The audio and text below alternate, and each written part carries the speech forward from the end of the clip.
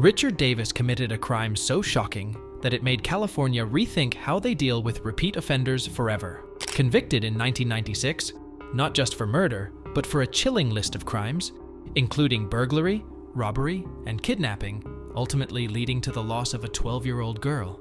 So, how did Richard become the reason why California implemented the 3 strikes law? Welcome back to True Crime Tangles. Join us as we explore the story of this American convicted murderer. Richard Allen Davis was born on June 2, 1954, in San Francisco, California. He grew up as the middle child in a family of 5, with his parents Bob and Evelyn Davis. He has 2 older brothers named Donald and Ronald, and 2 younger sisters named Darlene and Patricia. Their home life was tough. Bob had drinking problems, and the marriage ended in a messy divorce when Richard was just 11. After his mom left, Richard and his siblings were mostly raised by their dad, who wasn't very good at it. Bob often sent the kids to live with other family members.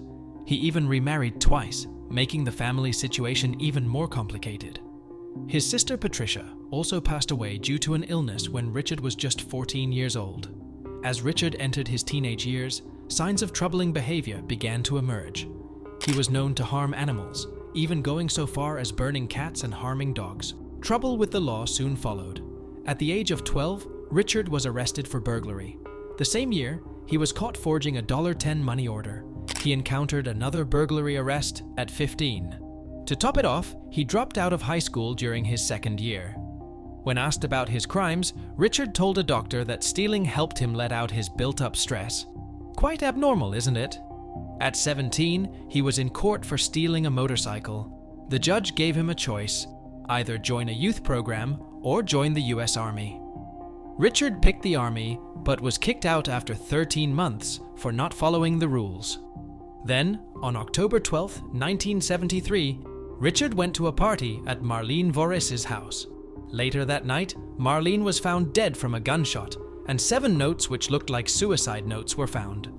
The police said it was suicide, but many of Marlene's friends believed Richard had something to do with it. Now, brace yourselves because Richard faced repeated arrests in Redwood City, California. He got in trouble for things like public drunkenness, trespassing, and many burglaries. Even after spending 6 months in jail and being on parole for 4 years, Richard didn't stop. Soon after his release in 1974, he robbed San Francisco High School. Instead of going straight to jail, Richard was sent to a medical facility for a 90-day evaluation. He tried joining an alcohol rehabilitation program, but gave up after 1 day. He was then sentenced to a year in prison for the school robbery. During his treatment, Richard didn't return to prison, upsetting 2 inmates he owed drugs to. They shot him in 1975, but he survived. To retaliate, Richard testified against them, making him a target in prison. Thus, for his safety, authorities placed him in protective custody until his release. However, once released, Richard couldn't stay out of trouble for long.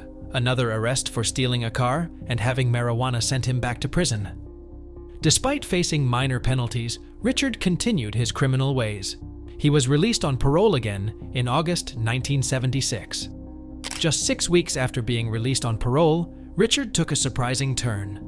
Known for theft and burglary, he suddenly switched up his usual crimes. On September 24, 1976, in South Hayward, California, Richard abducted a 26-year-old secretary named Frances May. He tried to assault her, but she escaped and quickly flagged down a passing patrol car. Officer Jim Wentz arrested Richard right away. Richard was sent to Napa State Hospital for a psychiatric evaluation. There, he attempted self-harm with bed sheets. After being caught and transferred, he escaped on December 16th. After his escape, Richard caused havoc in Napa. He mercilessly beat a nurse who tried to stop him and even stole a shotgun. Using this gun, he tried to kidnap Hazel Frost, a local bartender, but she managed to escape. His crime spree slowed down when he went back to burglary, targeting a woman named Josephine Krieger's home. This led to his arrest, and he got a 10-year jail sentence. But he was out early in March 1982 and soon teamed up with Sue Edwards, forming an infamous criminal duo. Together, they robbed Selena Verich at gunpoint, taking $6,000. They also targeted banks, a grocery store, a yogurt shop, and a fancy restaurant. Their crime spree finally ended during a routine traffic stop for a broken taillight. Both were arrested, and Richard spent 9 years in prison. He was released on parole once more in June 1993. After avoiding capture for just over 3 months, Richard committed a horrifying act once again. Around 10 p.m. on October 1st, 1993, he forcefully entered Eve Nichols' house in Petaluma, California, where her daughter, Polly Klaas, and her friends were having a slumber party. Armed with a knife, he entered Polly's room, scaring the girls. Richard claimed he was after money, tied up Polly's friends, and while they were distracted, he abducted Polly. How terrifying! The scared girls quickly told Polly's mom, and a massive search for Polly began. For 2 months, everyone was looking for her, with the whole community rallying together. The story was all over the news, and thousands of people joined the search. That same night, not far away, a homeowner found a strange car stuck near their driveway. They saw Richard walking away from it and called the cops. But due to some mix-up between police teams, Richard was let go, even with some odd things found in the car. In November, that same homeowner found things on her land that seemed linked to Polly. Among them was a pair of ballet leggings like the ones Polly wore. This helped the police connect Richard to the crime. He was put under watch and later arrested for kidnapping Polly. After Richard was caught, a huge search took place in the area, one of the biggest ever in California. They found some items, but unfortunately, not Polly. The search ended on December 4th when Richard admitted to killing Polly. He told the police where he buried her near Highway 101. Richard said he strangled Polly and chose that spot because he passed it often for his meetings. The exact timing of Polly's burial remains a mystery, as Richard didn't give a clear answer. On August 5th, 1996, Richard Allen Davis was found guilty of kidnapping and killing Polly Klaas. There were claims he sexually assaulted her, but Richard denied it in court. Because of Richard's long criminal record, California introduced the 3 strikes law in 1994.